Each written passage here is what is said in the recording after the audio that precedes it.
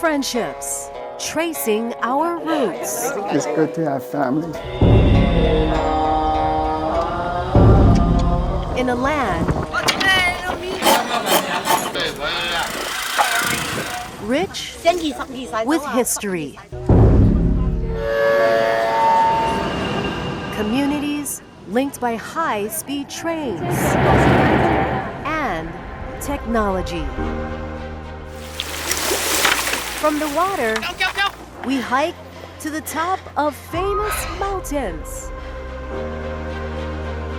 and take in the magnificent views of ancient World Heritage Sites. Join me, Stephanie Lum, for a Hawaii News Now special, Journey to China, Hawaii's Connection.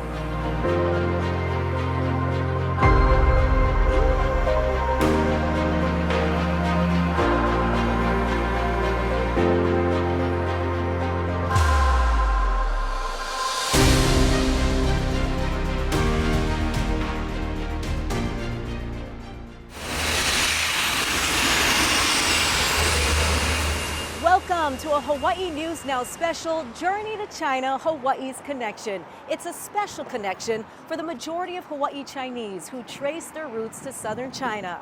Photojournalist Corbin Gregory and I were invited to travel with the Chinese Chamber of Commerce of Hawaii as it resumed its annual trips back to China for the first time since the pandemic to strengthen friendships with Honolulu's sister cities.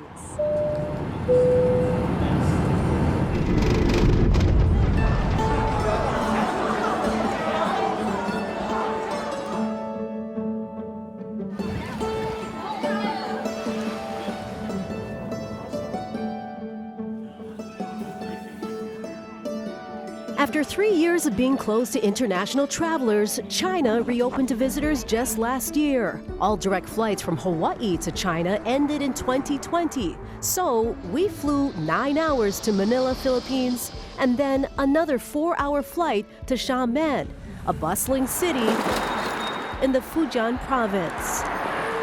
This is a once-in-a-lifetime trip for many going to China in our group. For me, it's a chance to learn more about my family and also, if we're lucky, get to see the village where they once lived.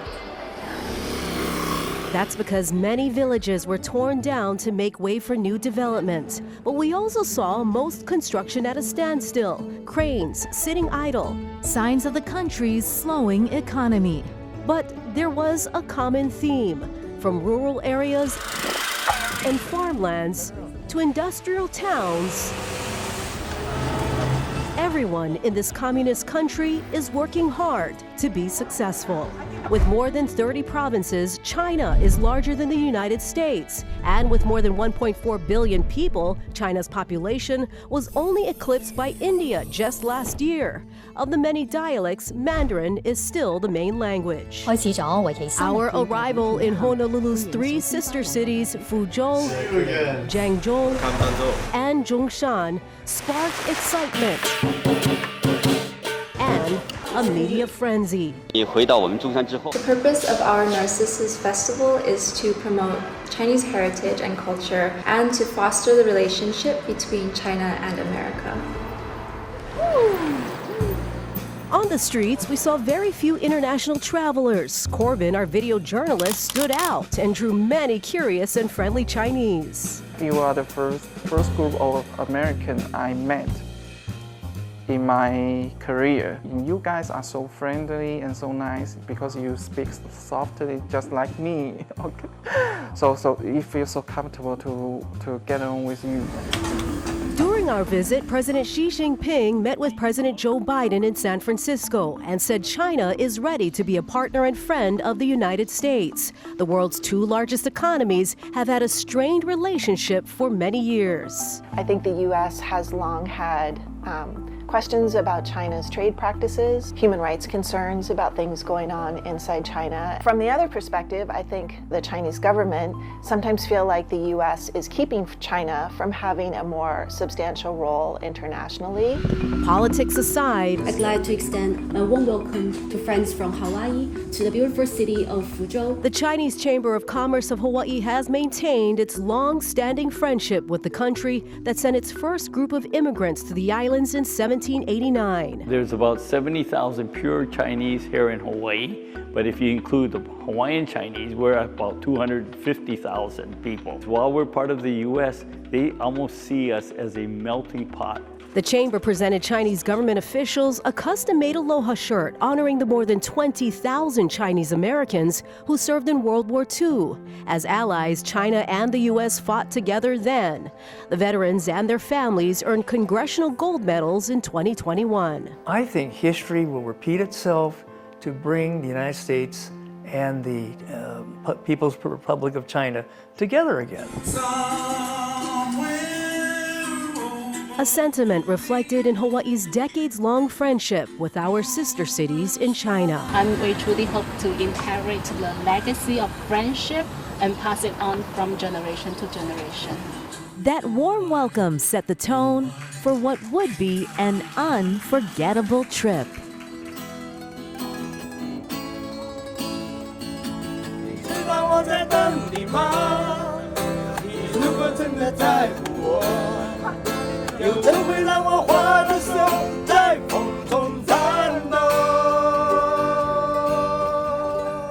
In southeastern China, island life on Gulang-yu. Gone are big buses and motor vehicles. This is a pedestrian island, and only electric-powered carts are allowed. It's the perfect escape from city life. Next, we head north to the Wuishan Mountains. The Tianyongfeng Peak stands more than 1,300 feet tall.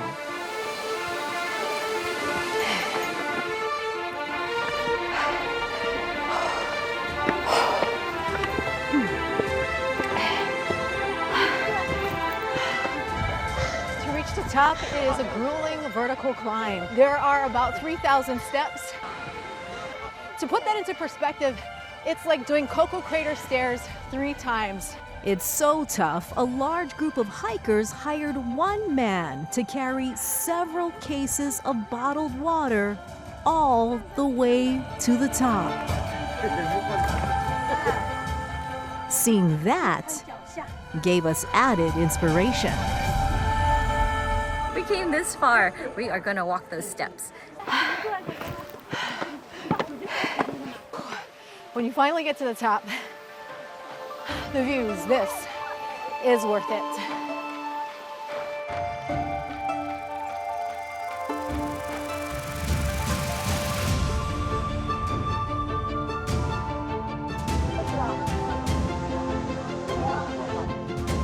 Just undulating curves, mountains that you've never seen before.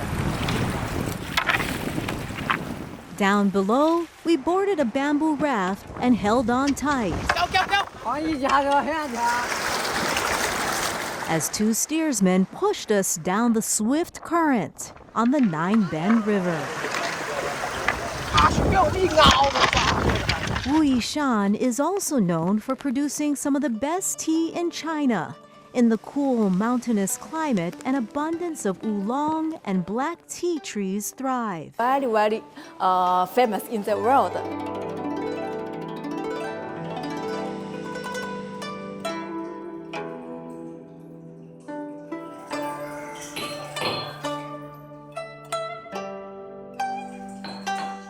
We learned how to enjoy the area's finest black and oolong teas by smelling, sipping, and savoring its soothing and relaxing qualities. Every Chinese people are like tea. After breakfast, I can drink a cup of tea. And before I go to sleep, I also drink Dang Pao tea.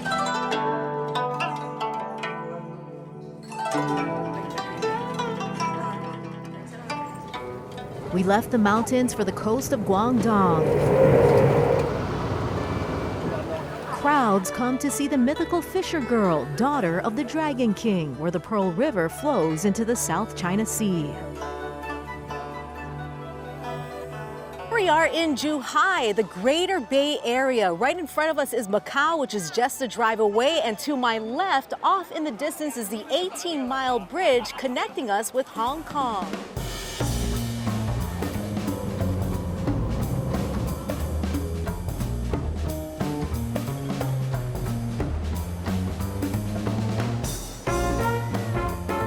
Hong Kong is Asia's financial center. More than 7 million people live here, including the second highest number of billionaires in the world. As a special administrative region of the People's Republic of China, Hong Kong has its own political, economic, and judicial systems, and its own currency. Hong Kong is a British colony from 1841, so was here for 156 years until 1997. So official language is Chinese and English. High density city in the world, so not many space for people living. We are on the rooftop of the YMCA Hotel. From here, you can see the impressive and famous Hong Kong skyline. Now, this city has the most skyscrapers than any other in the world. And every night, the city comes alive in a dazzling, colorful show of lights, dancing to music on both sides of Victoria Harbor, symbolizing the brilliant energy of Hong Kong.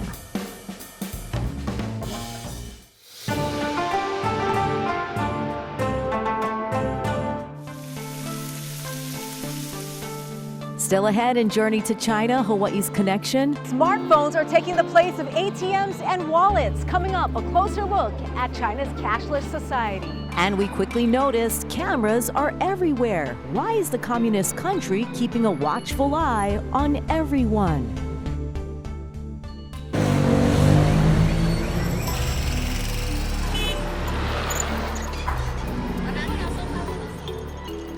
China is one of the first countries to go cashless. Smartphones have replaced wallets, credit cards, and ATMs. Almost all transactions are done digitally with quick scans of QR codes. Even a beggar on the street had a QR code to accept donations instead of a cash jar. No. We just use the phone. We don't carry money. The pandemic accelerated China's push for mobile payments. WeChat and Alipay are China's two main digital payment apps, and both just opened their services to foreigners last year. All the walking on this night made me hungry. With the help of Google Translate, I tried to buy something to eat. Excuse me, do you take credit card? No. Oh, the WeChat only. Yuan? Only this QR code. WeChat only. Okay. That's okay. Thank you. 谢谢. Excuse me, do you take credit card? No. In China, you will quickly realize that without WeChat and Alipay, it is very difficult to go shopping or buy anything. That's because a lot of vendors and stores don't accept credit cards and even yuan. WeChat is a person's bank, social media account, email, and text messaging all in one. Jason Yi says it's used by about 90% of China's population, including the elderly. Almost everyone cannot live without a WeChat because it's so convenient. But living a digital life means you're also part of a system that's watching you.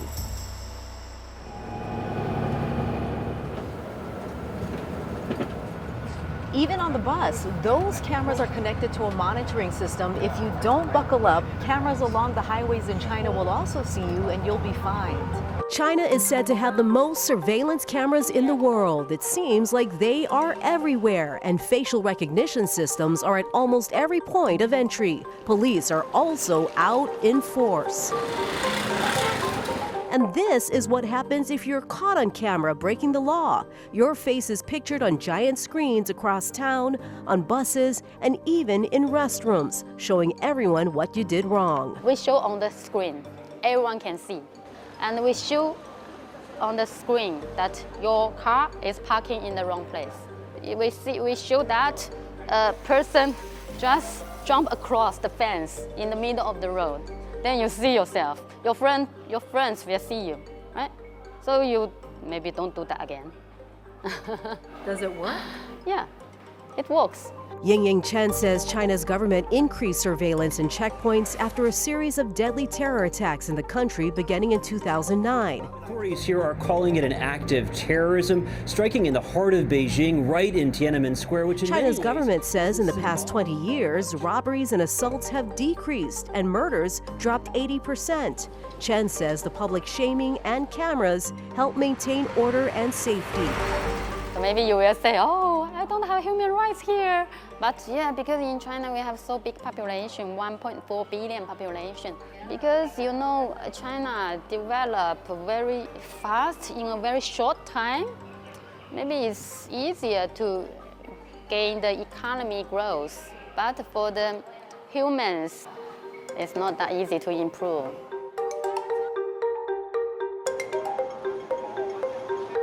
While we did feel safe, it was a little unnerving knowing that Big Brother was always watching. Meantime, we're quickly drawn to the sights and sounds of southern China, and before we know it, we're off on an adventure.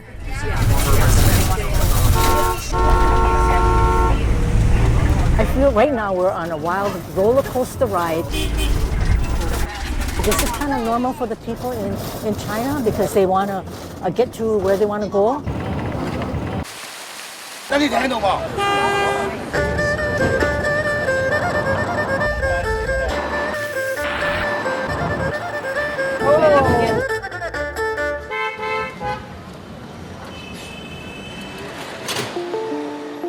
There are many ways to get around China. One of the fastest ways to travel is by bullet train.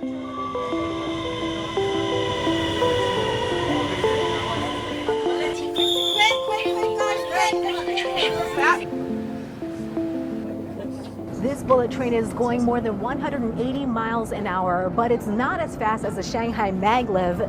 That train can travel at lightning speeds of more than 260 miles per hour, making it the fastest train in China and the world.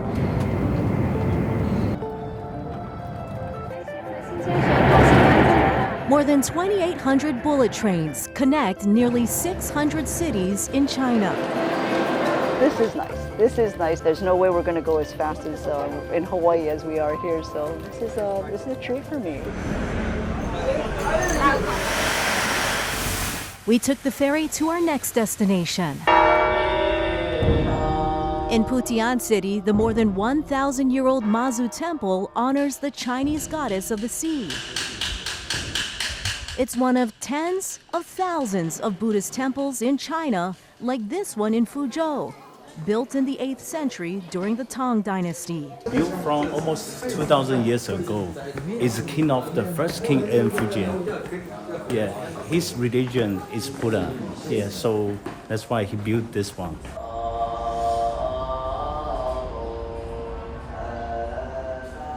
Yongquan Temple in Fujian is known as the invisible temple in the mountains and the invisible mountains in the temple because of its architectural layout. During certain periods, this area is covered in mist and clouds.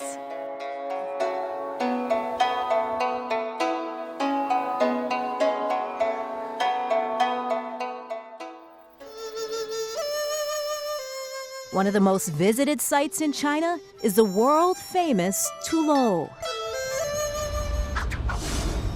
Every family must contribute one man to fight. You may have seen the Tulou in the Disney movie Mulan. These ancient structures, built by the earliest Han settlers, the Hakka people, were first discovered by the U.S. government in satellite images and thought to be nuclear missile silos. This one in Zhangzhou and 27 others are now protected World Heritage Sites. And take a look at these walls. It is rock solid and hard. Would you believe it was made out of mud, cooked sticky rice, water, and lime? That's why they're also called earth buildings, an architectural wonder. And this is what the Tulou looks like inside. It stands 5 stories tall. It truly is amazing to see that this structure, built 700 years ago, is still standing strong today.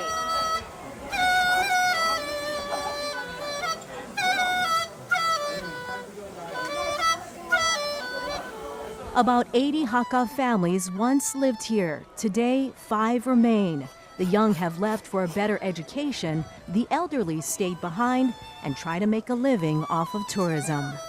My mother's ancestors are Hakka and immigrated to Kula Maui. And they were of the background of the Hakka people. This is your great-grandparents? Yes. Hakka people are hard workers and fortitude. And so it kind of goes with what my parents taught me. You don't always have to have the best, but you work your way up. Then you have the appreciation and the richness of what we now today have.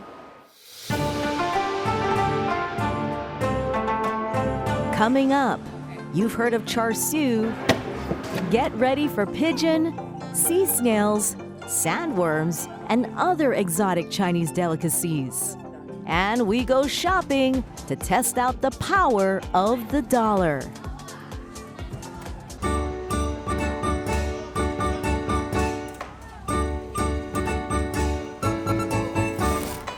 The flavors of China can be hard to describe. I've tried durian, rotten sucks. It all depends on what part of the country you're in. Spicy chicken sandwich. Theirs are all super spicy with chili in it. In the north, where it's colder, they like it hot and spicy. In the south, we put on gloves to feast on the famous Zhongshan pigeon. Here we go. Wow. Is it good? Tender and right. juicy. These farm-raised pigeons are marinated, fried in a wok, and its crispy skin seasoned with 5-spice salt. We spent most of our time in the southeastern province of Fujian. The dishes there reflect the mountainous and coastal areas. Its texture is really unusual, but delicate, mild, and the sauce is to die for.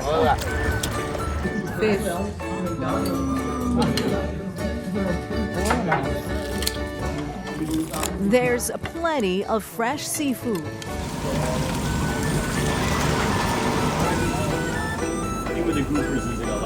Sandworms are a delicacy and described as having a gelatin-like texture.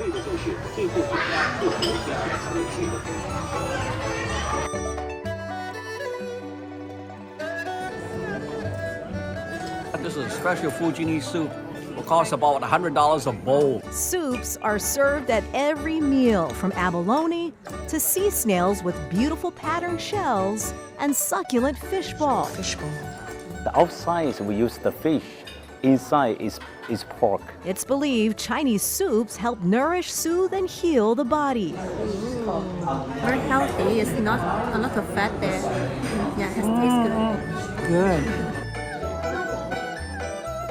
And at every meal, it's Chinese family style. It's all about sharing food and enjoying the different dishes together.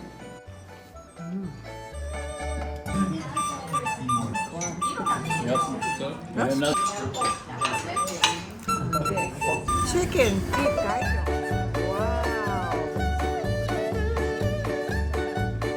You'll also notice almost every part of the animal is eaten. This is goose. And this is the goose neck, goose wings. In general, I feel that they don't want to waste anything. The Chinese are also experts in dried foods. Look at the size. Shark fin, also the big one. 1,260 yen for a pound. What do the Chinese use shark fin for?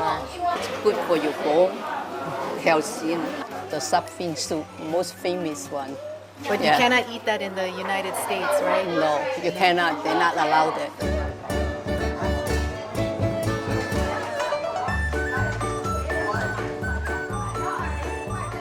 Back at home, Li Hing Mui, cracked seed, Chinese influence is also found in Hawaiian food like chicken long rice, which has the long rice noodles. It's like a Taiwanese noodle. I remember eating when we were small. Andrea Young's fifth-generation Chinese. Her grandparents opened Young's Fish Market on Oahu in 1951 and carries on their traditional recipes. I'm very proud to be Chinese. Food is definitely one of the things that gets passed down in the generations, and the way that they cook, the way that they flavor. It has a very good mix of umami flavors. Chinese food is like that as well. Thank you. Now that our tummies are full, it's time to spend our money. Oh, look. Beef jerky. Look at the cute little pigs. I think that's the sweet type. He's cutting it up.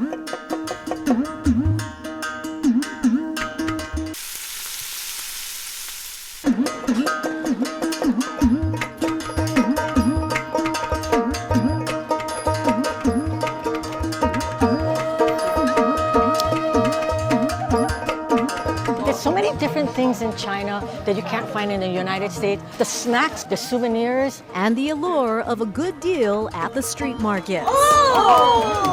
Someone bought a beautiful Chinese teacup at a hotel. That was $15 US.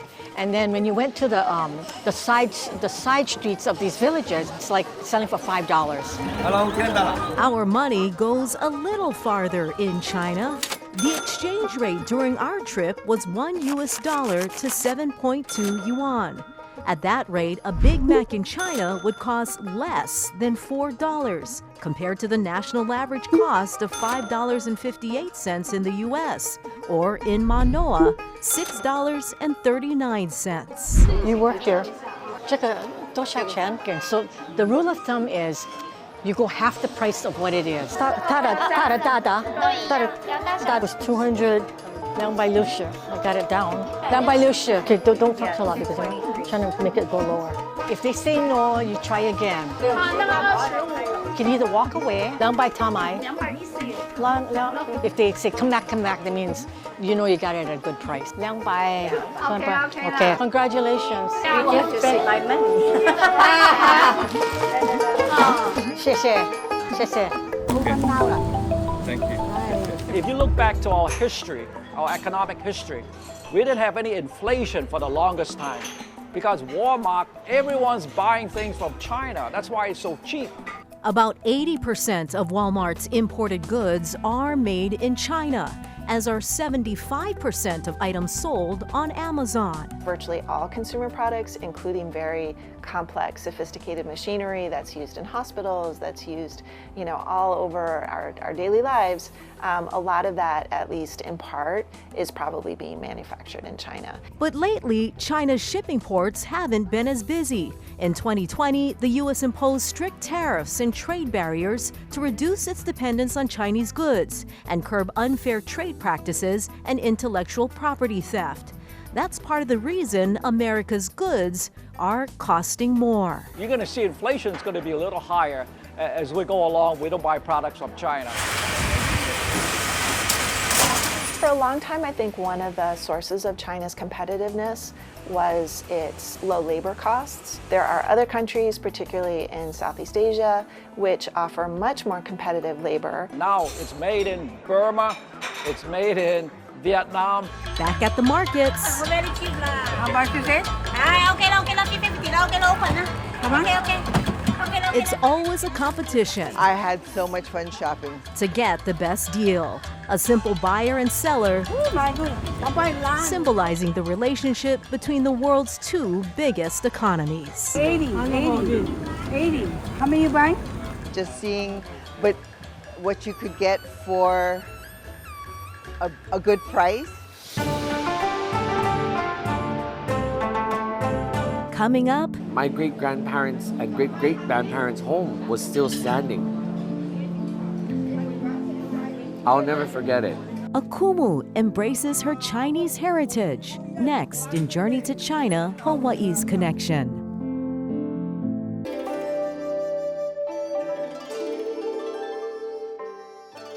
Over 70 to 75% of all Chinese in Hawaii trace their roots to Zhongshan.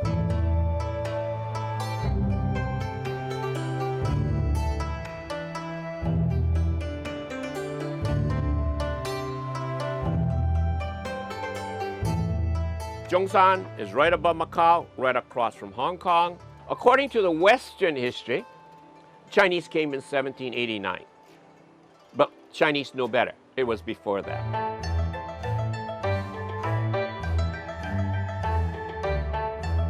Douglas Chong is the president of the Hawaii Chinese History Center. Everybody thinks they only came as sugar plantation laborers. That's very late in the history. Chong says the earliest arrivals came in 1785, first as sailors, then traders, and sandalwood exporters. From the 1800s on, marked the very beginning of Chinatown on King Street, as seen in this rare footage colorized by Tony Barnhill. What we're seeing is the result of Robert Bonine, a cameraman for Thomas Edison.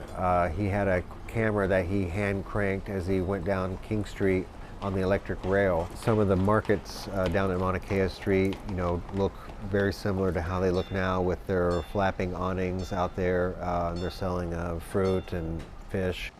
All these Zhongshan merchants start their stores, their community here.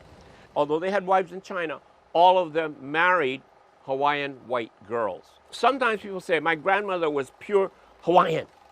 And yet when you look at her picture, she doesn't look it. She has white blood, she has Chinese blood.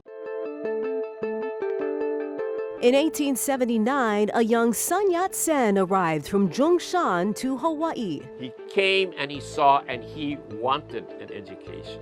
Sun Yat-sen attended several schools, including Iolani and Punahou, to learn about Western history.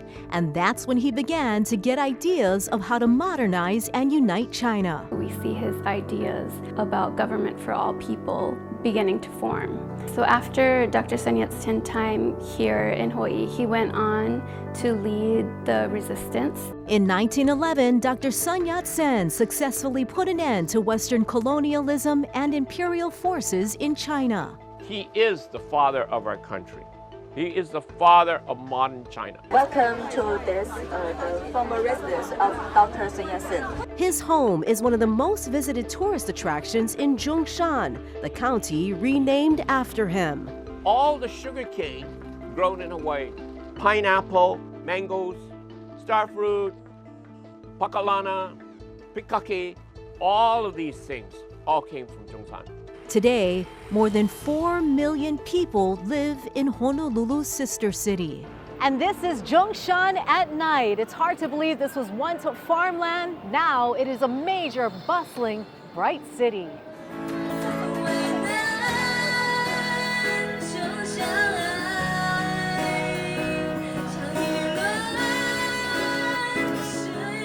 This province is reputed as Chinese New York because so many opportunities to get jobs, to make money. So many factories, especially in this area, the buyers and suppliers from all over the world. Yet, in this rapidly developing province, its historical connection with Hawaii remains unchanged. Kind of a role model for the Asian community. They love to see what we're able to accomplish, and they're proud to call us American Chinese. And many in Hawaii carry that pride. Kumuhina Le Moana Wangkalu is widely known in Hawaii as a native Hawaiian cultural leader.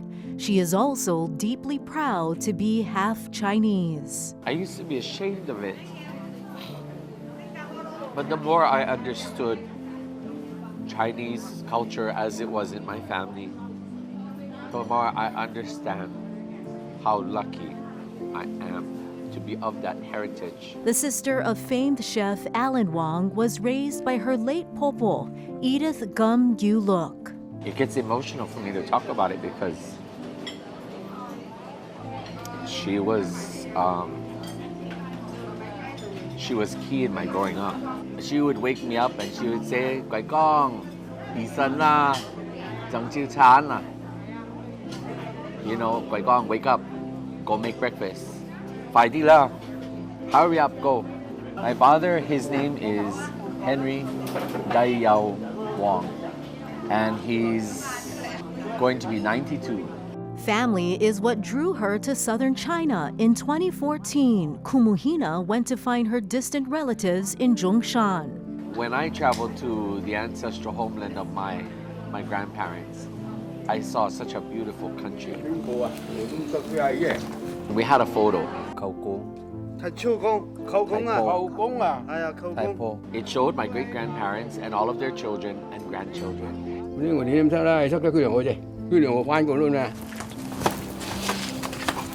The man begins to recognize certain members of her family and takes them down an alleyway to a home. When she went inside, she couldn't believe her eyes.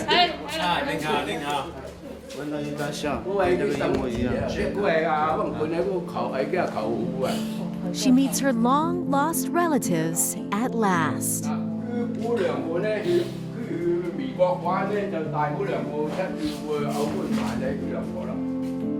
That photo was in my ancestral home in Zhongshan.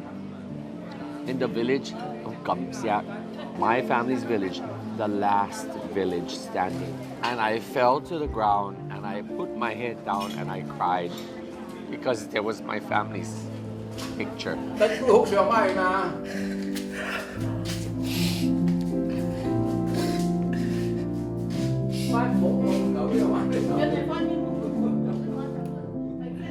Researching your roots can be a daunting task, not easy. But where there's a will, there's a way. And if you have affection and love for your ancestors, those who have gone before us, they might be able to help you find the way. 你婆婆。哦。我嘅爸爸。这个你父亲呐，爸爸。是爸爸。爸爸。識啊，佢都識得講嘅爸爸啊。And I believe when I went in 2014, my popo was there along with me, ushering me along. Remember where you come from. Remember who you are.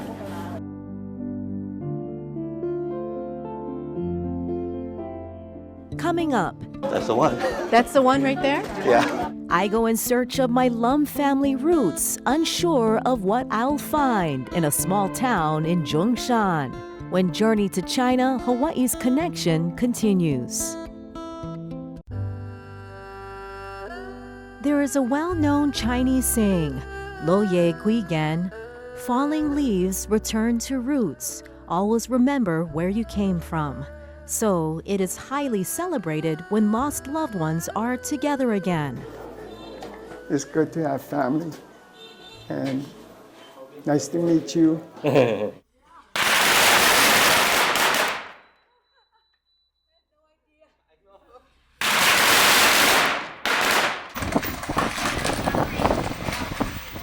So this is a long lost cousin of mine. I come all the way to China and find him. These emotional reunions are real blessings because it's becoming more and more difficult to trace a person's Chinese roots. Rapid development took over many villages. Only a few remain.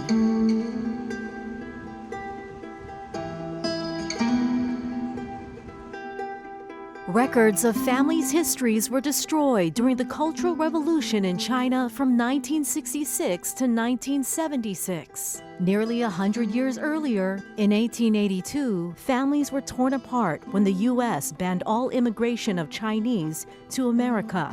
Many Hawaii Chinese families suffered this great discrimination, including mine, and were forced to live apart for decades, as I learned from my late father.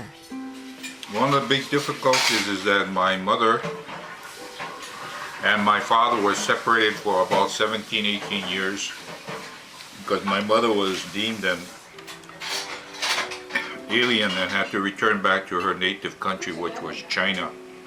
So my older brother Michael stayed here with my father, and my mother had to make her own living in China for 17, 18 years. My grandfather came by boat and landed on Kauai, and my father was born on Kauai. My grandfather was a rice planter on Kauai. With clues from my relatives' gravestones, the Chinese Chamber of Commerce of Hawaii helped me find my ancestors in southern China. A mixture of emotions are running through me. Right now I'm feeling nervous because I don't know what to expect. And I'm also feeling a little excited because we're finally going to be able to see where it all began, where the Lum family, our ancestors, once lived.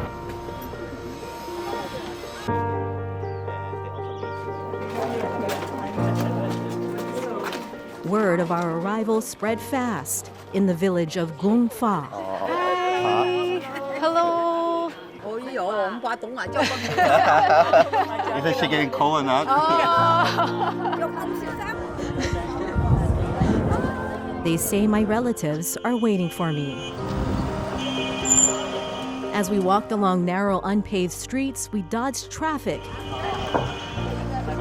and passed by old, deteriorating homes to the town hall where the government arranged a formal meet and greet.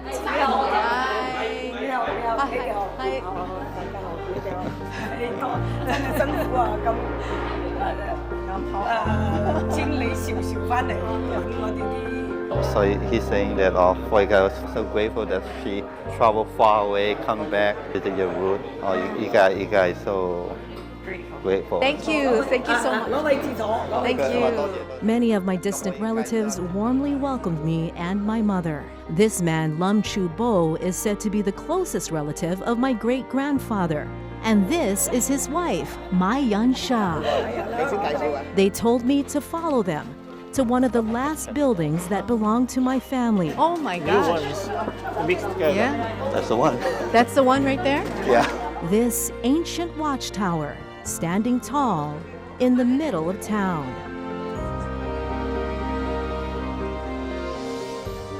They say my ancestors were once the protectors and guardians of the village.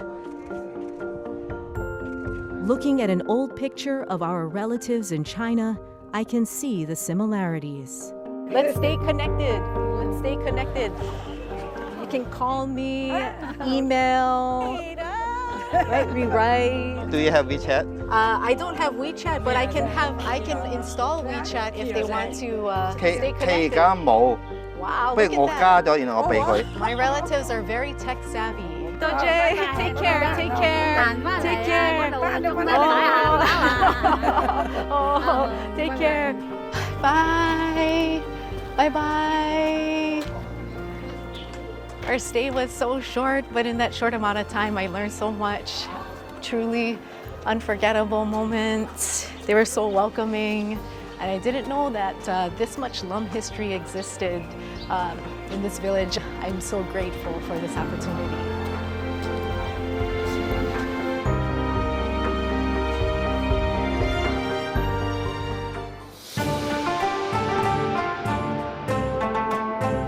Coming up, as our journey to China comes to an end, the friendships made and the lessons learned during these uncertain times.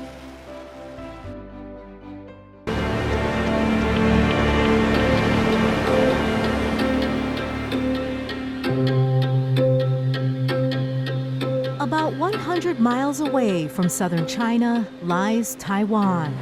The island nation recognizes itself as an independent country, but China claims Taiwan as its own territory and hasn't ruled out taking it by force. Taiwan has been de facto independent of mainland China since 1949. However, in recent years, the question of whether or not both sides still agree about their eventual reunification, that's really come under doubt.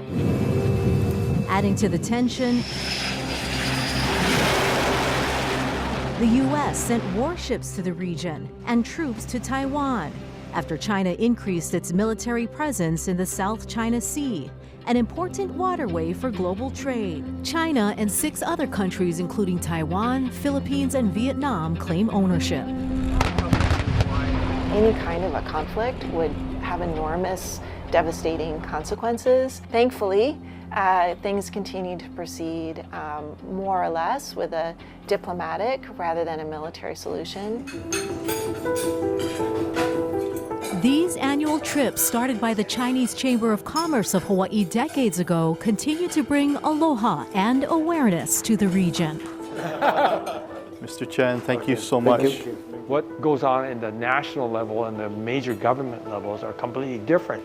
It may be much more stilted, much more standoffish, but locally... Hawaii is a small island, so we don't need to go very fast. And these trips are, in fact, very important to make sure that there's an understanding between the Chinese people and Americans.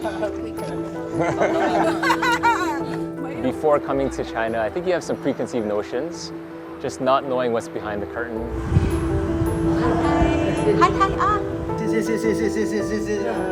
People have to gain an understanding of a country and a people beyond what they're experiencing on the news or social media. Bye-bye. Bye-bye.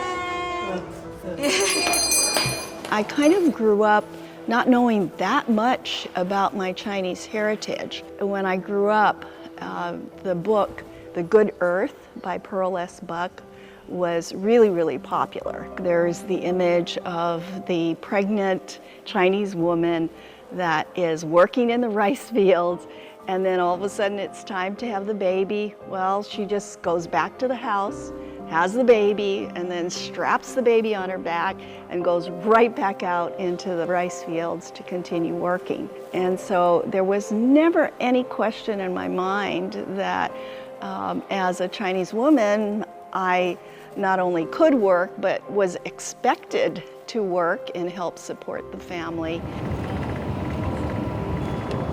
I want to sing this song to you, okay? Chinese song. The name of this song is 朋友, friend.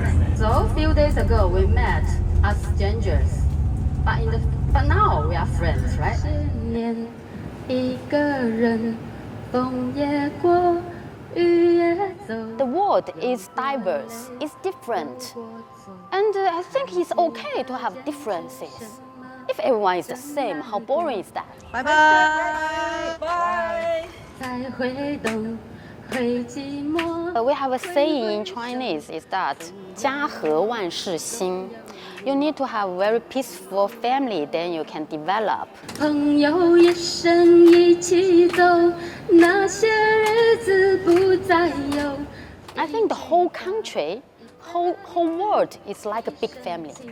Because we are staying in the same planet, right? Like in China, 56 nationalities, we are holding hands together. 还有我 Thank you. Maybe one day then I will take my son to watch the NBA games. That is my biggest dream. With stricter visa requirements for China travelers to the U.S. and no direct flights to Hawaii, the number of Chinese visitors has drastically dropped from 85,000 in 2019 down to 10,000 in 2023. But the success stories of recent immigrants continue, like Jack Zhang, who came from Fuzhou to Hawaii in 2005 and now owns several eateries. I remember I bring 10,000 US dollar to US for my American dream. Do your dream to make it happen. Peter Shi arrived in Honolulu from Fujian in the 1980s and went from being a dishwasher to a business owner. So I have to work hard to be successful. It's in our blood as a Fujianese. Just as the ocean ebbs and flows, hopefully we will return to a time when U.S.-China relations warm back up again.